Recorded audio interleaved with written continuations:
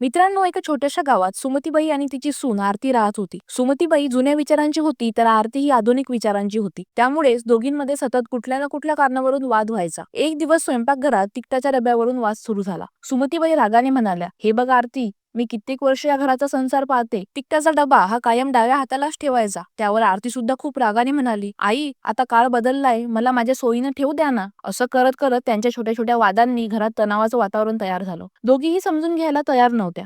याच गावामध्ये एक वृद्ध आजी होत्या, मंदाकिनी आजी. तिला गावात सगळे शहाणी समजत. सुमतीबाई आणि आरतीच्या सततच्या भांडणामुळे घरातले लोक वैतागले. म्हणून शेवटी मंदाकिनी आजीकडे दोघींना समजवायची जबाबदारी देण्यात आली. आजीनं दोघींना बोलवलं आणि त्यांना एक छोटीशी परीक्षा द्यायला सांगितलं. आजीनं दोघींना एक मडकं दिलं आणि म्हणाली, "हे मडकं भरायचं, पण एका अटीवर. त्यात पाणीही राहिलं पाहिजे आणि हवा पण जायला नको." सुमतीबाई आणि आरती विचारात पडल्या. दोघींनी खूप प्रयत्न केले, पण मडकं योग्य प्रकारे भरता आलं नाही.